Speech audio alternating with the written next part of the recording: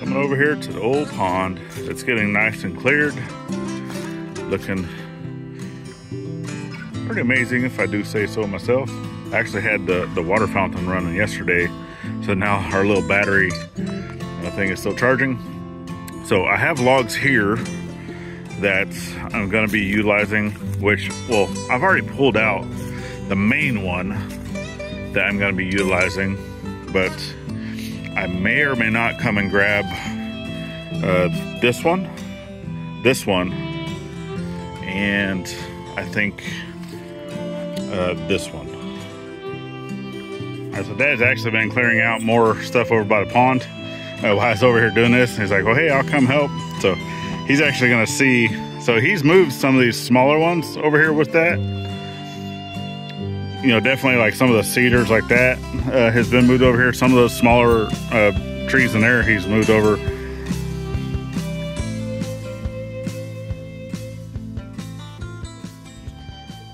So if you'd already seen, we got the house pad all done up.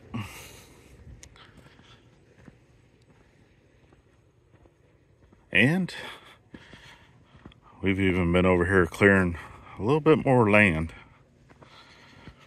in preparations for delivery, which we still haven't gotten confirmation on when yet. But it's better to have this done. All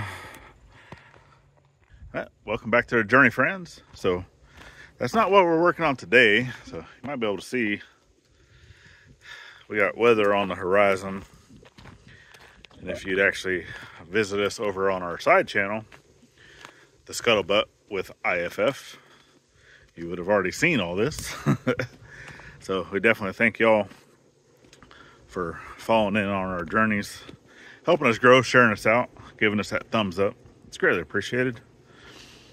And just helping us grow. So yeah, rain's on the horizon. The next project that I'm actually going to be working on, because right now we're at a standstill on that until the house gets here. So now it's just working on other projects around the property. So we will at some point be getting back over to the chicken coop.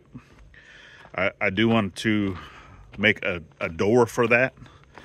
You know, kind of open that up and make an actual door, and then also doing the run. But I want to have a place that I can actually work on these projects. So to be able to do that, and to get a lot of this area right here cleaned up, because that's always been temporary, right? So let's get you flipped around, and let's go see what we're doing today. Okay, so the tractor is actually just about out of gas, and I do not have any more right now, so I'm not looking to go to the store. It's actually the other side of town. So I'm just going to go ahead and take off the chain, go ahead and put it onto the back of the truck, and let's use the truck. All right, well, actually here we are a few days later. As you can see, we got rain, and I'm also in the Jeep to skid logs, not my truck, nor the tractor. My truck needs fuel, so does the tractor. And right now the Jeep has a little under half tank. We actually just got back. So this morning we actually had to run over to Russellville because Gladys had a follow-up appointment. So she's actually one of the biggest reasons, and I'll let y'all know, I'm sure she won't care. One of the biggest reasons why you don't see her in a whole lot of videos here as of lately is because she's actually been in a lot of pain. It's been that way, and you know, for the last year, 2 years, 3 years, and just progressively gotten worse. So she actually has RA, which is rheumatoid arthritis. She actually has Sjogren's, a few other things that's associated with that, you know, fibromyalgia. So all those things, right, is all pain receptors, always in pain. So on good days, she tries to come out and help out. On bad days, which is mostly every day, she stays inside the RV and tries to deal with it. So she still gets about, right, and does stuff as the best she can, but coming out and helping us with stuff like this, right? I'm about to get over here, skid some logs. that's just a big no. So we went and did her follow-up appointment, and we are going to try some different medications, or they're going to try some different medications on her to see if can get her feeling better. That way she can get out here and help out with some more of the projects, won't be in so much pain, and hopefully y'all be able to see her again. So a little more on the regular. So anyway, let's get to moving some of these logs, and I may or may not be able to show y'all I think I'm just going to go ahead and move them since I'm using the Jeep, because I had to set up a rig set up on the truck to be able to mount my GoPro and all those things. I don't have that on the Jeep. So yeah, I think I'm just going to go ahead and get it done. Once we get all the logs over there, then I'll bring it back and basically tell you what we're doing. All right, so Dad's actually been clearing out more stuff over by the pond while I was over here doing this. And he's like, well, hey, I'll come help. So he's actually going to see. So he's moved some of these smaller ones over here with that. You know, definitely like some of the cedars like that has been moved over here. Some of those smaller trees in there he's moved over. I don't think he's moved one yet this side, but this is one of the smaller pines. This one and that one that's going. So right now I'm already hooked up to this one, and then I may or may not take this one. This one's kind of big for what we need, but I might come back for it. And then there's another oak right here. So I'll be coming in and snatching this one right here. So let's see if old Mighty Max will get this log skidding. Otherwise, that's fine. I know the Jeep does.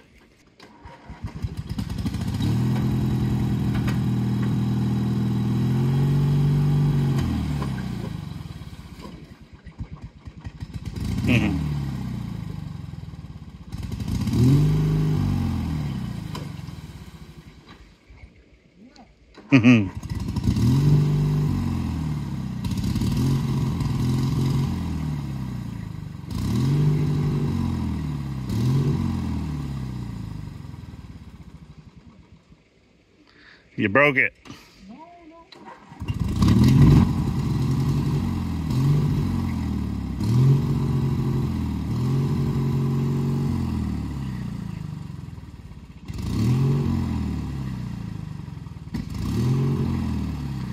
Yeah, the teen decided to drive this to, well, Grandpa told her to go drive it to dump trash. And every time that she drives it, this happens. And then he has to sit there and tinker with it for a couple of days until it gets being operational again. But he's been using it all day, and now it's going to act up on him. He doesn't like it. All right, well, I'm going to continue skidding logs, and if he can't do it, that's fine. We'll get them all over there. Okay, so actually just about done. Dad actually was able to bring over this one here with little Hefe, as I like to call him. Yeah. So as of right now, I think I only got one log over there left, one pine log over there left that I want to bring over. And I don't know, based off of the tools that I have, I might even change up some of the designing that I was thinking of doing, because I really would like to do mortise and tenon, you know. So this big log here, it's a little over 30 feet long, talked about it before, that's our header log. So to be able to put mortises in that, I need a chisel, you know, or the mortising tool, and right now I don't have either. So yeah, I mean, I have little tiny chisels, but let's go get this last log, and then we'll come back over here and let's make a game plan. Yeah, didn't even notice that the last log that I took came over here and spun around one of the cedar logs. And another thing I do not have at my discretion currently that I need to make is I can't hook. I don't have a weight other than by hand, as I'm doing now, or by feet, of moving logs. But anyway, that's the logs I need to get. Let me move this thing out of the way. That way, if Dad or whatever comes up here to drive, it's not going to be in his way. I'll get this last log over there, and then, yeah. Okay, so all the logs that I want to move from up front are now over here. And now getting into what we're doing. So we are not cutting timbers, right? We're not doing like traditional timber framing, because all we have right now is logs, round logs. So if you take that round log, there's different ways, right, that you can turn it into a timber. And do I have some of those means? Sure. I'd be able to do some of those things. If I wanted to be able to get like a sawmill out here, I could probably talk to a few people and be able to pay or barter for the use of a sawmill. I can definitely take these logs, put them up on my trailer, take them to a sawmill, have them paid to be put into timber. Or I can go through and do it by hand with an axe and such, you know, doing the hand hewn type beams of, you know, timber beams. Or I can just leave it as a round log. Now, going through, you know, the internet, going through YouTube, any of those things, trying to look at, and this was a traditional way that a lot of people have built timber type structures, is keeping the logs round and then just doing joinery to be able to join those things, right? So the biggest name that you're going to find in this industry is Ben Law. He has a book, right? I don't have it, but it's out there if you want to check it out. There's a few different people, a lot of different channels here on YouTube that have talked about his ways. I actually watch a lot of Chris Harbor. So he's actually a gent that out in the UK area. I want to say he's up around the Norfolk area of the United Kingdom. Don't quote me on that. I do watch a lot of his stuff, but I don't know. He has also built quite a few different things using the round timbers, right?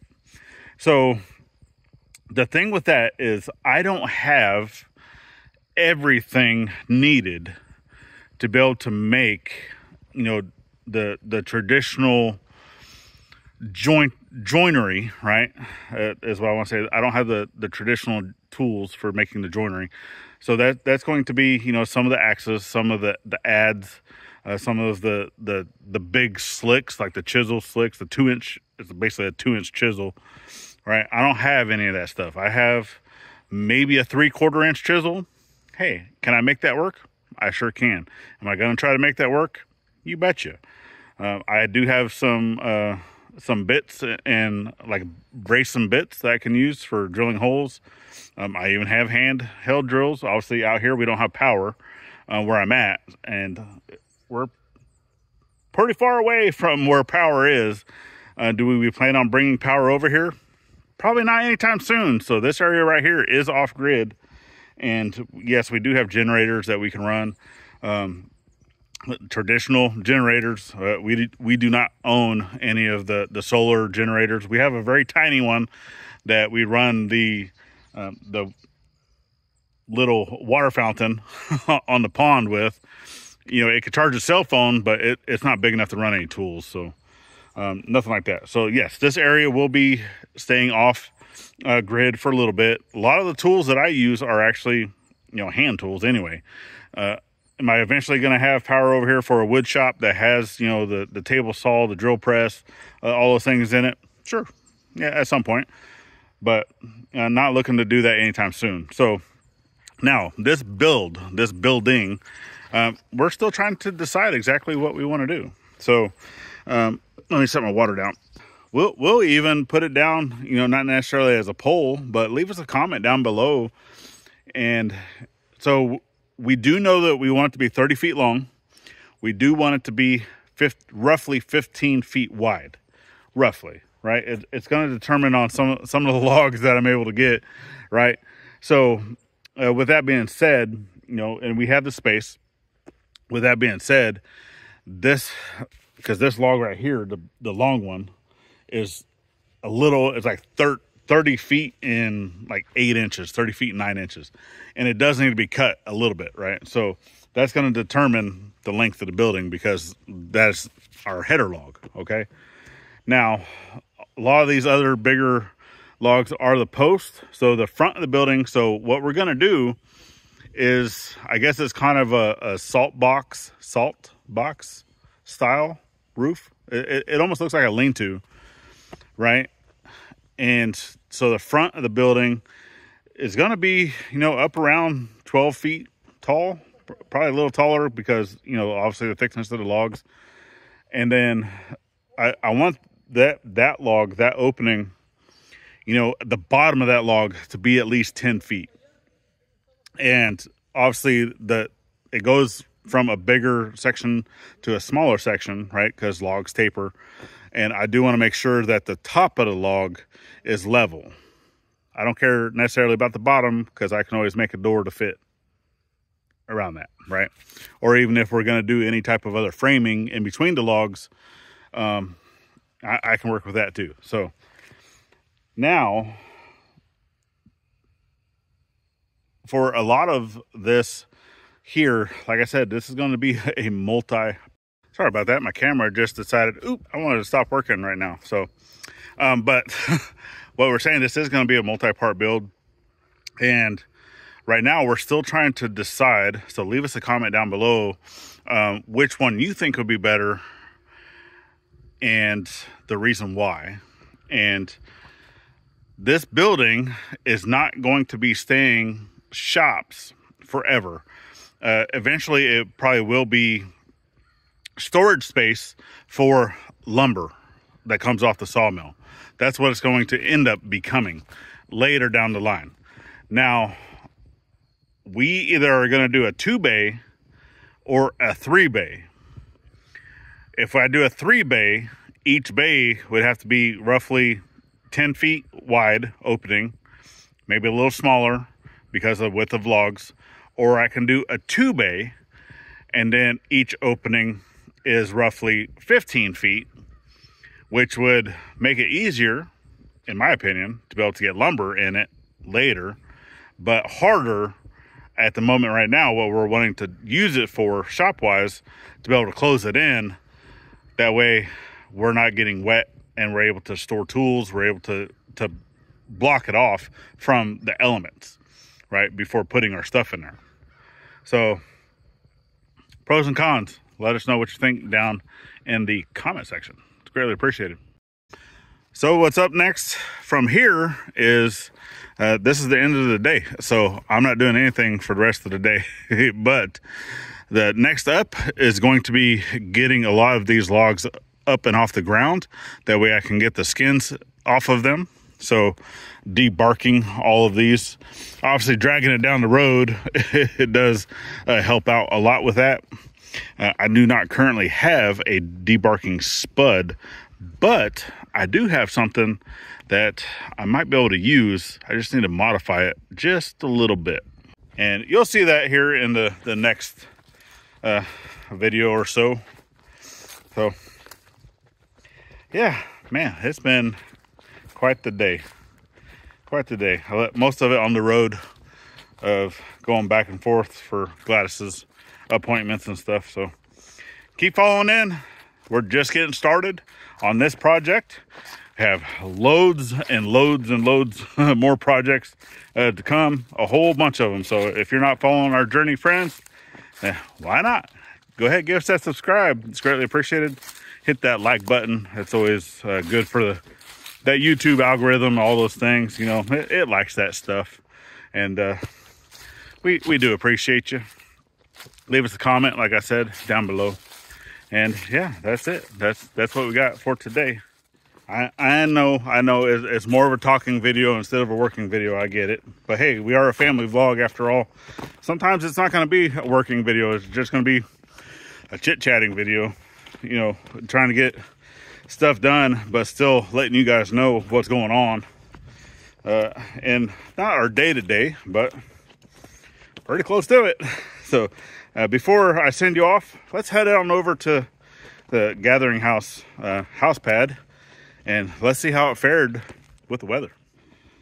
So as we get to walking over there, you'll already see, you know, this area here is why we need to get another load of the rock that we laid down the pad, you know, because this is just clay and mud basically, and it stays nice and soft. But over here you can see there's a little bit of water runoff right here, basically following one of the tire tracks.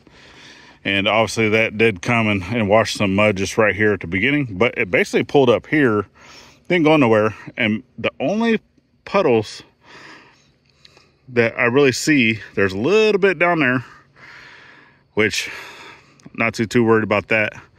And here, but it's only where I drove the truck. So basically just in the ruts of the truck, because it's not 100% perfectly flat. So I'm happy with that. I am plum tickled pink happy with that. So this is just a waiting game, and that's why we're moving on to other projects. So that's it. That's what we got for y'all today. Sorry, you know, I'm not necessarily getting started on the build portion. I'm still in that gathering of materials and tools and stuff like that phase. So continue to follow in on that. And who knows, we might even jump over here onto the chicken coop and just kind of bounce back and forth. Because I do have products for the chicken coop. I do have products or materials, I should say, not products, but materials for the chicken coop, materials for the shop build. And we'll just kind of bounce back and forth with it. Let me know what y'all think on that, or should I just stay focused on one? Really hard for me to do that though, just letting you know. All right, well, we definitely appreciate y'all. So check out this video right here. If you want to stick around just a little bit longer, you have the whole year's playlist over on this side. Icons at the top make it easy to subscribe both here and to our side channel. Go check that out. It's greatly appreciated. And last but not least, always thank a veteran every chance you get, not only on Veterans Day. And we'll see you on our next one. Later, y'all.